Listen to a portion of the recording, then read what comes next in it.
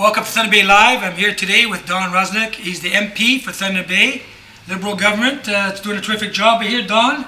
That's what I'm hearing. Absolutely, yeah. We're doing an amazing job, I hear. I hear you hear that too, eh? Don, today we're going to talk about your first 18 months. What it's like. You've gone from being a lawyer, regular guy, doing your job, to a member of parliament in the federal government with a big majority. How has your life changed? And I think the people out there are very interested in knowing that. Well, for one, I'm a lot busier than I was before, and I don't have as much control of my schedule. But you know what? The first day I walked through the members' door at the House of Commons, it was an amazing experience. Not many people get to do that. So there's 338 of us, all members in the House of Commons, and I was thinking about the amount of NHL players in the National Hockey League, and I think there's something like 600 or 700, and there's only 338 of us, right? So not many people get that honor in this country to walk through those doors. So it's pretty special, and I take that responsibility very seriously. Now, how are people treating you? Like, I mean, you've gone from an everyday sort of person to now MP. Are you swamped with people saying, "Hey, Don, help me. I need money. I need help"? You know what? I thought and still believe that relationships are the most important thing in anything you do. So when I was at Grand Council Treaty 3 years ago, I built relationships, and it was something that my father told me a long time ago, that when he was a union leader at Great Lakes Paper and then Avnor and Canadian Pacific Forest Products and all the other wonderful names our mills here have had, said that he really got to know people and knew their families, knew who their kids' names were, knew what they did for fun, and those are the types of relationships that are meaningful, and that's what I think I try to do with as many people as I meet, because having that extra contact and that extra bit of personality and personal contact helps the relationship, and then helps you do your job just that much better. Now, obviously, the learning curve must have been very steep and exponential. You know what I'm saying? Like, try going there and all of a sudden realizing I got a million jobs to do here. Were you surprised, or how did you adapt? No, there's no manual for how we do this, and a lot of us, thankfully, a lot of us were brand new. But as I said, I worked for Grand Council Treaty 3. I was a prosecutor. I started my own law practice.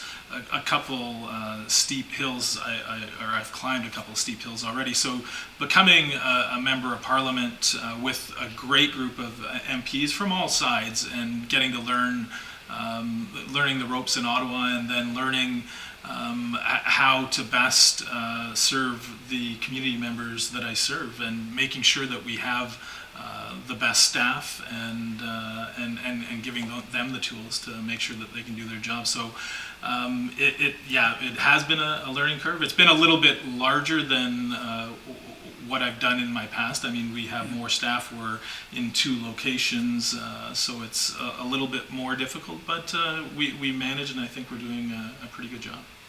Now, are there any goals for yourself personally, or sort of like for the party, that you really want to achieve?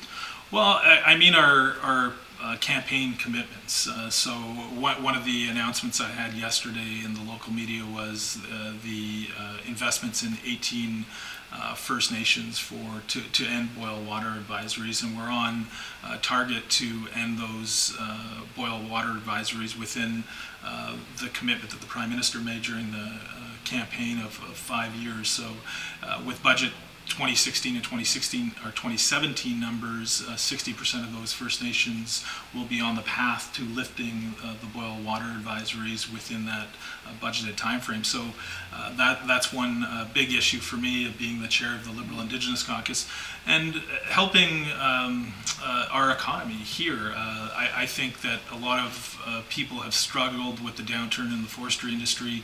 We see our port is picking up a little bit, but doing things that really will bring in economic development here, and revamping FedNor, We fought hard, Patty and I and the rest of the Northern Ontario caucus, for the increase in funding. So the increase over 5 years to 25 million, or over 5 years, 5 million a year, $25 million increase in that period of time to FedNor, so which is huge for us. And we were in fact mentioned by the finance minister in our budget lockup regarding that, how hard we pushed as Northern Ontario members, but revamping it and making sure that it's focused on economic development. And far too often, people have been relying on FedNor for everything, for the fence around a community center, or the pool liner in a community pool.